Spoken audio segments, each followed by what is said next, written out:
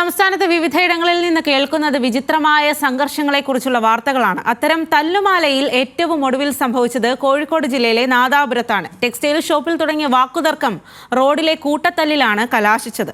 ആ കഥ ഇങ്ങനെ.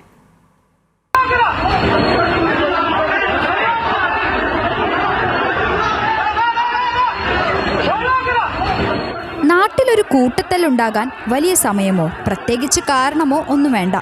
പപ്പടം കിട്ടാത്തതിനും ലേസിന്റെ എണ്ണം കുറഞ്ഞതിനും നോക്കിച്ചിരിക്കാത്തതിനും ഉൾപ്പെടെ കൂട്ടത്തല്ലുകളും ആക്രമണങ്ങളും കേരളത്തിൽ പതിവായി കഴിഞ്ഞു. ആ ഗണത്തിലേക്ക് ഒന്നുകൂടി കോഴിക്കോട് നാദാപുരത്തുണ്ടായത് പുതിയ തരം തല്ലുമാലയാണ്.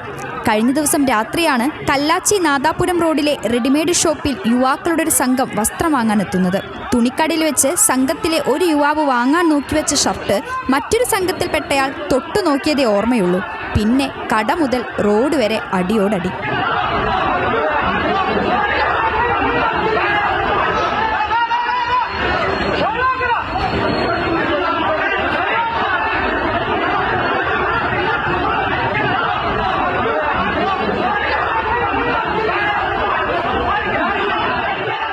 ഷർട്ട് ഇഷ്ടപ്പെട്ടവനും തൊട്ടവനും തമ്മിലുള്ള അടി, അത് പിന്നെ കൂട്ടയടിയായി.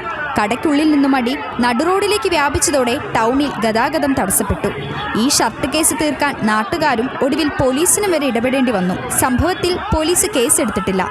പക്ഷേ സംഘർഷം വീണ്ടും ഉണ്ടാകാനുള്ള സാധ്യത കണക്കിലെടുത്ത് തുണിക്കടയ്ക്ക് സമീപം ഇന്നലെ രാത്രി മുതൽ പോലീസ് നിരീക്ഷണം ശക്തമാക്കിയിരുന്നു. നമ്മുടെ യുവാക്കൾ അസ്വസ്ഥരാണ് എന്ന മുഖ്യമന്ത്രിയുടെ വാക്കുകൾ വീണ്ടും ഓർക്കാം. ന്യൂസ് മലയാളം, കോഴിക്കോട്.